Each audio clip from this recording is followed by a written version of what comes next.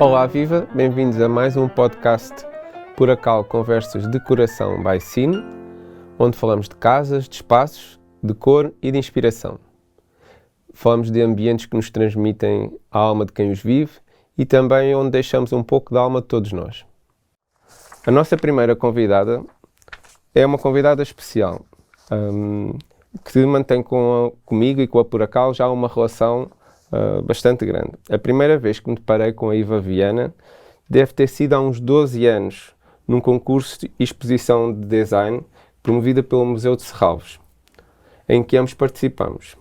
Mais tarde, penso que através de amigos em comum, acabámos por conhecer melhor o trabalho um do outro e iniciámos a nossa parceria, representando o seu trabalho aqui em Lisboa, que se iniciou através de uma exposição na Puracal, recém-inaugurada no LX Factory. Para além disso, a sua qualidade artística como escultora e a relevância do seu percurso para as artes decorativas contemporâneas mais do que justificam a sua imprescindível presença como nossa convidada. Olá, Iva. Olá. Boa tarde. Muito obrigado por teres aceito o nosso convite. Tinha mesmo de estar aqui. Sim, como esta pequena introdução já disse, nós já nos conhecemos há muito tempo e temos vindo a acompanhar um bocadinho o percurso um do outro, eu enquanto Puracal, tu enquanto o teu ateliê de escultura, e temos crescido também um pouco a par um do outro. Eu acho que isso, e também não é comum uma relação entre duas pessoas, entre duas empresas, no fundo, longa e que tem vindo sempre a ser desenvolvida de uma maneira muito positiva. Portanto, eu acho que a nossa relação devia de ser sempre assim. Não é? Eu acho que funciona, da forma como funciona, acho que a forma como colaboramos faz todo sentido. Deixa-me só dizer-te, não são 12, são 10 anos. São 10 anos certinhos este ano, não é verdade? Pois é. Para quem não te conhece, tu neste momento és uma pessoa que tem bastante notabilidade aqui no panorama das artes decorativas em Portugal, mas para quem não te conhece, quem é que é a Iva Viana? Como é que defines? Olha, essa questão de ser conhecida ou não conhecida, para mim também é relevante. Sim, não estou a dizer que se calhar muitas das pessoas que nos estão a ouvir não te vão conhecer, portanto era importante. Olha, para mim é importante que as pessoas percebam que a Iva é uma minhota, portanto sou mesmo uma minhota ferrenha, faço questão de viver lá em cima, de ter o meu ateliê lá em cima e tenho o meu ateliê de escultura. Eu fiz Belas Artes no Porto, estudei escultura e estudei sempre tive um fascínio pelo volume, portanto, quando tive a oportunidade de escolhi mesmo essa área. E depois, quando terminei, tive a oportunidade também de trabalhar com uma empresa estrangeira, mas que estava sediada em Portugal, e foi aí que eu tive o primeiro contacto com os estuques. Apesar da minha cidade estar muito ligada a essa área, eu não fazia ideia na altura. Foi quando eu tive o primeiro contacto com os estucadores e com o trabalho deles, foi desde então, nunca mais, foi paixão total mesmo. É uma técnica realmente muito bonita e é uma matéria muito interessante, o gesso. Então o teu percurso começa pelo curso de Escultura de Belas Artes e depois foste logo diretamente para a empresa de estuques. Sim. E depois daí, como é que se deu depois todos os passos até formar o teu ateliê? O trabalho nessa empresa, que foram 6 anos, foi muito importante porque foi onde eu aprendi muito. Aprendi mesmo muito, tive essa oportunidade também. Deve-se muito também ao meu esforço, não é? Mas depois era um trabalho muito técnico. Eu não tinha papel criativo e foi aí que depois de 6 anos que faz agora 10, na verdade, dei um salto de coragem e de fé e de mais não sei o quê. Estávamos numa época, em 2013, estávamos numa época difícil, portanto foi aí que eu dei o salto. Eu precisava de entender se funcionava ou não e foi quando abri o ateliê. Despedi-me. E abri o ateliê Iva Viana. E desde que abriste o ateliê, como é que tem vindo a ser o teu percurso? Como é que descreverias esse teu percurso desde que abriste o ateliê? Olha, tem sido de avanços e recuos. Eu acho que eu não estudei para ser empresária, mas a verdade, quer eu queira aceitar ou não, foi uma empresa que eu criei, que só agora é que estou a ter noção disso, não é? Porque quando abri o ateliê há 10 anos atrás tinha aquela visão romântica de que ia estar no meu ateliê tranquila, não é? As coisas vão crescendo e ainda bem, não é? Porque foi para isso que eu trabalhei. E agora também já tenho mais pessoas a trabalhar para mim também, isso faz crescer. E de repente temos uma empresa... Também cresce a responsabilidade. Exato, temos o ateliê e a Viviana acaba por ser uma empresa. Nunca foi esta a minha vontade, não é? Mas é para também responder e para realmente chegar, poder fazer grandes trabalhos, preciso também de ter mais pessoas. Mas tem sido sempre, porque o início foi muito duro, porque entrar no mercado, há 10 anos atrás o gesso não estava no mercado e havia muito preconceito, porque era muito frágil, porque era... E entrar no mercado e poder mostrar as capacidades da matéria, foi a parte mais difícil, mas pronto, foi quando eu comecei também com os objetos mais pequenos, que foi quase como passasse uma mensagem, não é? E porque eram mais acessíveis, eram mais pequenos, eram mais... Pronto, passavam era mais o meu fácil nome, chegar à maior parte das pessoas. Levavam o meu nome e pronto. E agora o ateliê vai se dividindo também em várias... Tem esta parte mais comercial, que é assumida, e tem a parte mais artística. E pessoalmente, o que é que te move? O que é que te faz levantar todos os dias? O que é que achas que é o teu... Olha, eu gosto mesmo, sabes, é de estar... Eu uso muito esta expressão e não me importo de a repetir porque realmente é sincero. É de estar com as mãos na massa, sabes? É de estar sempre a trabalhar, a poder criar, a poder... eu adoro estar no meu ateliê, adoro mesmo, eu não me vejo de outra forma, eu vejo-me, se estiver daqui até aos meus 90 e tal anos, eu vejo-me a continuar a estar naquele espaço. E é isso que me move, sabes? É exatamente, se me perguntares qual é a minha aspiração de futuro, eu não sei, porque eu acho que já vivo daquilo que realmente eu gostava, não é? De poder criar, de poder, não é? Acho que é tão bom isso. Olha, viu-se na altura da pandemia, percebes? Se calhar não devia dizer isto, mas eu tive ali uns confinamentos santos, não é? Porque tive metida no meu ateliê e estava feliz da vida, não é? Também não tendo filhos, eu sei que havia colegas meus que estavam numa fase assim mais complicada, não é? Mas realmente o ateliê é para a minha sanidade também mental, sim. Hoje em dia há um movimento crescente de reapreciação das artes decorativas, do saber fazer, do universo artesanal. Tu também tens apanhado um pouco esta onda, e como é que vês toda esta valorização do saber fazer, deste universo? Como é que tu vês? Porque não é uma coisa só aqui, portanto é uma coisa global. Sim. Eu apanhei, quer dizer, quando há 10 anos, não é, abri o ateliê, nunca foi a pensar nesse sentido. Sinceramente, Tiago, só espero que não seja uma moda e que seja uma coisa realmente para dar continuidade, não é? E que seja também sincera e que realmente haja um respeito pela técnica também, pela técnica e não por... Ainda hoje falava sobre o tempo, sabes? O ter tempo para fazer, porque na verdade nós ainda corremos muito. Corremos muito contra o tempo. E acho que para se fazer e para o fazer à mão é preciso também de ter tempo e respeitar os tempos também das próprias matérias. E sinceramente eu sinto que ainda se corre muito, não é? E vai-se se calhar passando etapas que não se devia. Portanto, eu espero que realmente seja para continuar e que seja genuíno. Sim, até porque estas coisas têm muito a ver com os ciclos e com os contraciclos. Portanto, se nós hoje em dia estamos num ciclo em que há um consumo um bocado desenfreado, da compra imediata, de um certo imediatismo do comprador, portanto, em que há coisas muito acessíveis e muito baratas e que as pessoas compram e deitam fora muito sem significado. Sim. Eu acho que faz todo o sentido que haja um movimento contrário a isso e no fundo é um bocado isso que nós estávamos aqui a falar. Portanto, essa ideia de haver um contraciclo.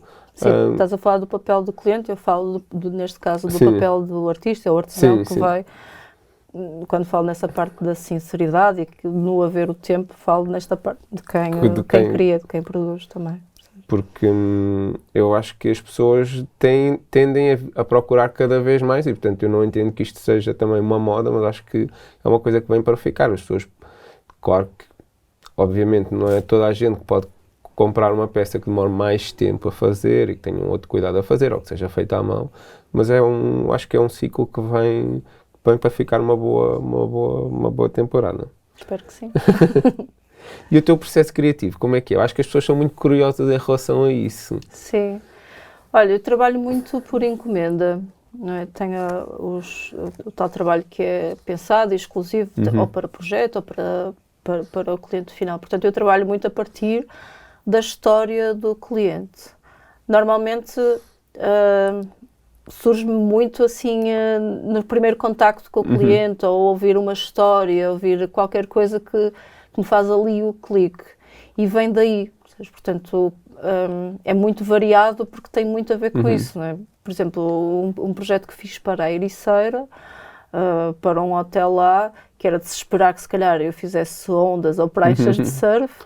No primeiro contacto que eu tive naquele momento, quando visitei o terreno, eu vi as retroescavadoras, era uma modelação naquele momento que eu tive mesmo vontade também de transportar aquela planta, sabes, para a parede e para o projeto que me tinha sido pedido. Portanto, a proposta que eu fiz para aquele hotel foi realmente criar um painel que tivesse a ver com a planta daquele terreno, e não perceber porque era um projeto muito familiar, sabes, e aquela modelação toda que eu assisti naquele momento, que eram os homens, não é, que estavam... Aquilo teve uma influência enorme no Marcou-te. Sim, e normalmente é muito... Estes primeiros impactos são muito... Acho que até são mais sinceros, sabes? São mesmo... E também porque era uma questão também muito familiar, portanto... E tem muito a ver com isto. É quase como se eu contasse histórias também. Mas, por outro lado, existe também um lado romântico muito presente na tua obra e que inspira muitas pessoas e que as pessoas se apaixonam muito por esse não sei, por essa energia romântica na tua obra. Eu acho que essa parte mais romântica vem da inspiração daquilo que é o estuque, não é? Que eu não posso negá-la, não é? Portanto, quer eu quer ou não, estou a dar uma história... Sim, do estuque tradicional, não é? Portanto, essa continuidade, não é? Que estou a dar, acho que vem daí. E depois também houve uma altura que me disseram que o meu trabalho era muito feminino, portanto, não sei se também é mais delicado, ou não sei se também tem a ver com Mas isso. o estuque em si é uma coisa muito delicada também, sim, não é? também. É nesses dois universos que tu te inspiras, ou seja, nessa parte histórica? Sim, é impossível eu negar essa parte histórica, ainda por cima estando Viana do Castelo tão ligado aos estucadores, e não é, os maiores estucadores, os Meira e os Baganha, saíram de Viana do Castelo para as grandes cidades do país. E depois também, eu não posso, quando trabalho por encomenda, ignorar também o projeto que já existe e a história. E como é que tu vês a apropriação das pessoas das tuas peças? Isso também é uma coisa que acho que às vezes é pouco falada, que eu acho que é uma coisa interessante porque eu sei que as pessoas tiram fotografias, enviam-te, que tentam criar também uma relação entre as peças e contigo. Portanto, como é que tu vês a apropriação? Falas do cliente? Sim, do cliente, sim. Ou seja... A princípio foi horrível, era mesmo horrível, não tenho outra palavra, era mesmo assim custoso. Agora eu acho que tenho tido muita sorte também com os meus clientes, portanto eu sinto sempre que as peças estão muito bem entregues e que as pessoas ficam muito felizes também. Portanto, o momento em que a peça sai realmente do ateliê é um adeus, não é? Eu tenho o caso, por exemplo, de um painel enorme que fiz em Viana do Castelo. Aqueles clientes são maravilhosos, eles deixam-me visitá-los constantemente, mas eu sei que é um abuso constante, não é? Mas eu não posso fazer isso com todos os clientes. Agora, uma coisa também que é certa é que eu não entrego e não quero saber mais. Portanto, há sempre ali também uma relação e uma vontade de ter a certeza que as coisas estão bem e que está a correr tudo bem. Não é, é quase como largar um filho, é por aí, mais ou menos. E a tua casa, como é que é a tua casa? A minha casa onde eu vivo? Sim, como é que tu gostas de viver, como é que tu gostas de estar, como é que, não sei, quais são os teus hábitos? Olha, eu sou casada com o Hugo, e nós vivemos numa casa muito pequena, mas mesmo muito pequena. Eu acho que se as pessoas tivessem noção de onde nós vivemos, que na verdade é uma casa que era para ser provisória e que já estamos lá há mais anos do que devíamos, há 13. Neste momento estamos a construir uma casa nova, que é perto do projeto do Hugo, que é em Carreço, que é uma zona lindíssima, com vista para o mar, portanto é um pedacinho assim de céu, lindo, de morrer num terreno assim maravilhoso, uma casa que continua pequena, um bocadinho maior do que a que vivemos agora, porque isto é um estúdio onde nós estamos, mas eu acho que é uma casa, não sei, é despejada, vai ter uma peça minha, finalmente vai ter uma peça minha, é verdade, e também estou a pensar numa peça para exterior. Sabes, é uma casa onde estou rodeada de peças que gosto, sabes, que me dão prazer, que são muitos amigos meus, de outros colegas que eu admiro imenso o trabalho e espero poder continuar a poder fazer, poder adquirir, sabes, porque dá-me prazer ter objetos, sabes, objetos bonitos. Objetos especiais? Especiais, sim. Não é, acho que temos que comprar com cabeça e que tem que fazer sentido. Normalmente nós pedimos aqui aos nossos convidados que nos tragam uma peça de sua casa ou uma peça que tenha alguma história. Tu trouxeste-nos estas duas peças, queres falar um bocadinho sobre elas? Olha, estas peças são especiais porque isto vem da faculdade. Tem a ver com os meus 2 últimos anos de trabalho da faculdade. Isto é uma interpretação minha do que é uma pia, um tanque de lavar roupa, que é muito usado lá em cima no norte. Sim, eu sei o quê. E eu fiz todos os 2 anos, o 4º e o 5º ano da faculdade, foi tudo à volta deste objeto. Tudo. Uma coisa assim impressionante. Estava obcecada totalmente com este objeto. E que deu origem também a esta coleção que eu tenho agora também dos emoldurados, que já é uma continuação deste projeto. Portanto, é muito bom de vez em quando, e a pandemia também me serviu para isso, sabes, para ir à gaveta, ver projetos que estavam dentro da gaveta, estacionados, portanto foi retirar e foi também namorar. E neste caso então, aqui... este foi um projeto que tu elaboraste na faculdade? Sim, uma delas. Depois a outra já foi no ateliê, porque eu tenho sempre este hábito, eu acho muito bonito esta questão do positivo e negativo e das peças que encaixam e não encaixam. Tem muito a ver também com o meu trabalho por causa dos moldes, não é? Do negativo, do positivo. E foi aí que eu criei depois o positivo-negativo, onde nós nos conhecemos para aquele projeto de Serralves. Sim, que tem algumas semelhanças com esta peça, é verdade. Portanto, esta aqui tem à vontade 20 anos, por aí. Uma coisa que eu acho que é muito fascinante no teu trabalho é que o teu trabalho vive das formas, dos volumes, não é?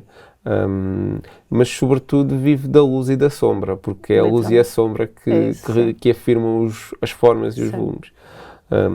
Que senão quando passa a luz, quando passa o sol, portanto as formas vão-se relevando, mas vão-se transformando, exato. E queres falar um pouco sobre isso? É mesmo isso, tipo, é escultura, portanto, a escultura é mesmo isso, e foi também sempre esse o meu fascínio, o volume, a luz e a sombra, não é? Que é mesmo, eu sou muito apologista do branco, na verdade, não é? Acho que se me perguntarem qual é a cor assim que eu gostava de ver, eu sou muito apologista do branco, mas na verdade sou apologista do monocromático, não é? Porque o trabalho não precisa, por exemplo, uma flor não precisa estar ali a ser pintada com o centro amarelo e o resto de cor-de-rosa, não. Ela funciona com a luz, não é? Que depois vai provocar a sombra. Tem que ser muito bem colocado. Eu tenho trabalhos que estão estragados porque estão muito mal iluminados. E não apanham a luz. Às vezes o cliente também não percebe isto e é é mesmo realmente muito importante entender a parte da luz, porque é essencial no meu trabalho, é essencial. Nós tivermos uma luz de frente para o meu trabalho, não se vê nada, porque precisa ser rasante, precisa mesmo de criar aquelas sombras. E depois é muito bonito que tu, com um foco de luz, consegues fazer várias peças, porque basta tu moveres o foco, não é? A peça começa a fica dramática, podes fazer mil e uma coisas, não é? Podes pô-la mais suave, podes pô-la mais pesada. Portanto, eu acho que esse jogo, eu acho também bonito, por exemplo, quando é o cliente depois, quando fica com a peça, a decidir isso também. Eu acho, porque a peça é dele, acaba depois por ser o próprio cliente também a decidi-lo. E a cor? Como é que surge então a cor nesse trabalho de gesso que primeiramente era branco? Como é que surge a cor? Olha, a cor surge essencialmente nos objetos mais pequenos, que se transformaram, depois começou a crescer, não é? Como tu sabes, e que é a parte mais comercial do ateliê. E eu percebi que, tendo ali uma variação de cores, a escolha era maior, portanto o potencial de venda seria maior. E foi aí que entraram aquela paleta toda de cores enorme. Aliás, começou também com a Puracal, quando fizemos aquela primeira exposição com as rosetas. Foi a primeira com aquele azulão.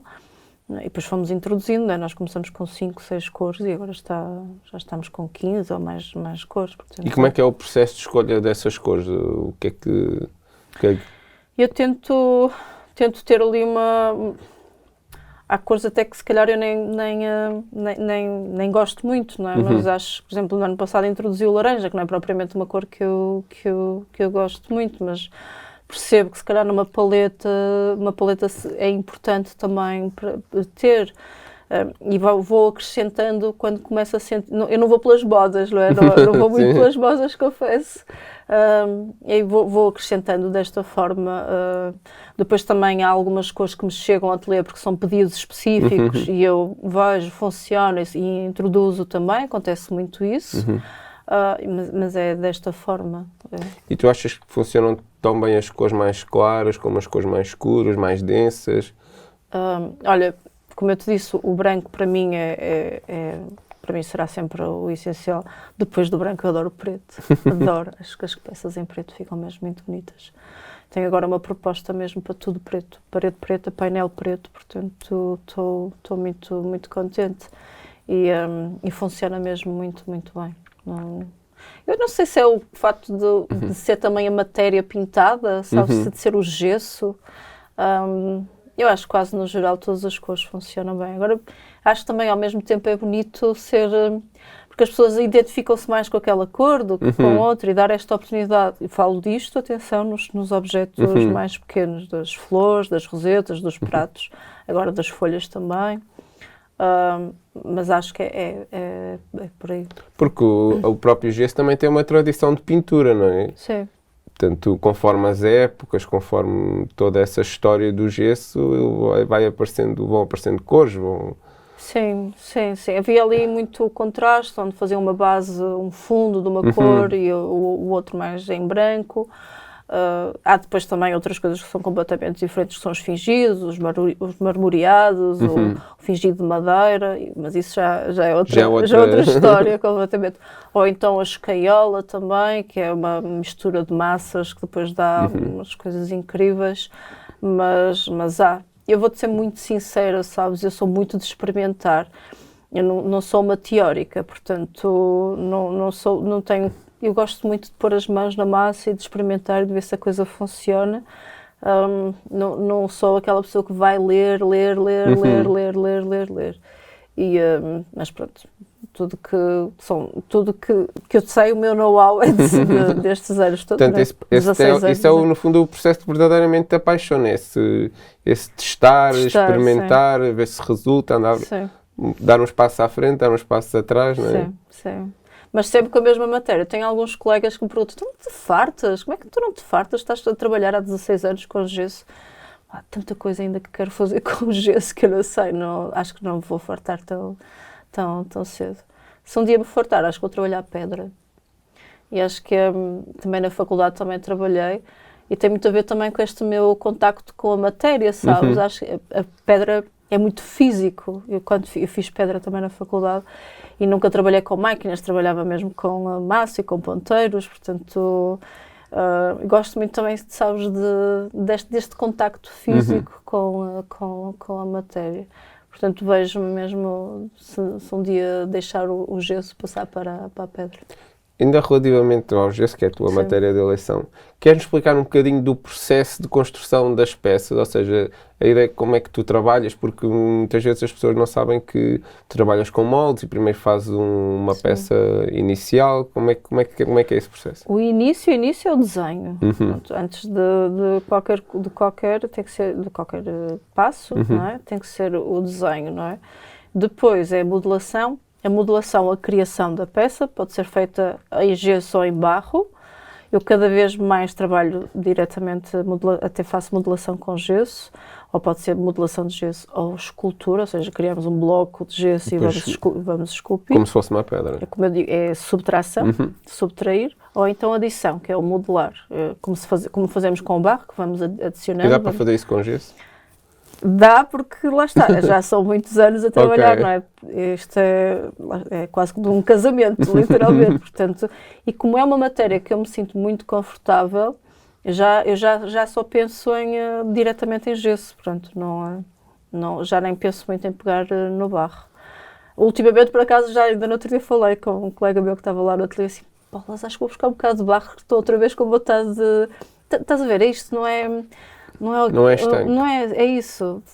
Tem a ver, ainda bem que é assim, percebes? Que se tenho esta vontade, vou buscar o barro e não há problema nenhum. Depois deste processo de criação da peça, quer seja modelado ou esculpido em gesso ou barro, é feito um molde de silicone, que também é feito tudo lá no ateliê. E depois de teres o molde de silicone é que vêm as reproduções. Pronto, são feitas as reproduções. Que podem ser só uma ou múltiplas. Exatamente. Se o projeto for exclusivo, faz-se uma reprodução, arruma-se o molde de silicone. Isso o arquivo é todo meu, os moldes ficam sempre no ateliê, ou então são destruídos, ou seja, nenhum cliente fica com o molde, isso é certo. Até agora nunca aconteceu de destruir, eu fico com os moldes todos, até porque, sei lá, imagina daqui a uns anos, se quiser fazer uma exposição, uma retrospectiva do ateliê, tenho ali os moldes. E depois da reprodução é feita a montagem, que é também a parte em que a peça depois sai do ateliê, é a tal angústia, e é também uma angústia porquê? Porque na montagem já é um processo que não passa por mim, ou seja, tenho mesmo que obrigatoriamente passar para a equipa de montagem, e isso deixa-me também muito, não é que não confio, de todo confio plenamente, mas deixa-me também bastante nervosa. Mas pronto, depois da equipa de montagem está feito, está entregue ao cliente. Mas depois essa montagem muitas vezes tem várias cambiantes, porque às vezes as peças depois são unidas e formam um painel único, outras vezes são peças separadas. Como é que isso se processa? Se estivermos a falar de um painel grande, não é? Tem que ser faseado por questão de transporte, porque não consegues fazer um painel de 6x3 de gesso, portanto vai em partes, é colado, é feita à junta, como nós chamamos, as juntas, não é? De forma depois no final não se percebe nada e fica um painel único. Se a obra for mais pequena, vai completa, não é? Às vezes jogamos um bocado com essas dimensões, não é? Para não ter que fazer se calhar juntas, depende da obra. E depois a cor é introduzida, quando é introduzida não na obra, em ateliê ainda, não é? Se a peça levar painel, se a peça levar juntas, é na obra depois. Como vai levar massas, tem que secar, temos que perceber se ficou tudo bem, depois de ficar tudo bem é que é feita uma pintura por cima do painel, direitinho, para ficar uniforme. Olha, e ficamos aqui com já uma boa explicação como é que se processa o trabalho do gesso, para quem estiver interessado, não é? Também em desenvolver, e para também todos as pessoas que tiverem interesse em adquirir e falar contigo sobre a tua obra. Acho que ficamos aqui com um bom vislumbre do como é que funciona todo esse processo, até para as pessoas perceberem que é um trabalho que é aquele trabalho que nós falamos, é um trabalho criativo, artesanal, portanto, que levam a toda uma série de processos que são muito, muito interessantes. Uma coisa que eu ainda te queria perguntar aqui para finalizar um bocado a nossa entrevista é que nós já falamos aqui várias vezes de cores, mas não falámos quais são as tuas cores. Quais é que são as cores que te falam, que têm memórias, que te emocionam? Não sei se me emociona ou que me fala, mas realmente eu sempre que penso num trabalho, penso mesmo no branco, sabes? No branco. E depois lá está, como falei há pouco, depois do branco poderia ser o preto. A verdade é que é um contraste, mas tem sempre que ser monocromático. Mas se me falares de qual será a cor para uma peça, para mim é muito simples, é o branco. Ok. Obrigado, Iva, pela tua presença aqui. Obrigada. Acho que foi mesmo muito, muito interessante explorarmos aqui um bocadinho a nossa relação, a nossa parceria e também dar a conhecer um bocadinho do teu trabalho e da tua maneira de ver as coisas e o mundo. Obrigada. Obrigado. Gostaria também de agradecer à Sino, o seu patrocínio do nosso podcast, e obrigado também a quem nos acompanhou nesta conversa. Esperamos ter conseguido inspirar-vos e contamos com o vosso apoio. Deixem as vossas críticas, comentários, questões no nosso Instagram da Puracal e partilhem também com todos aqueles que, como nós, são apaixonados por criar ambientes. Obrigado!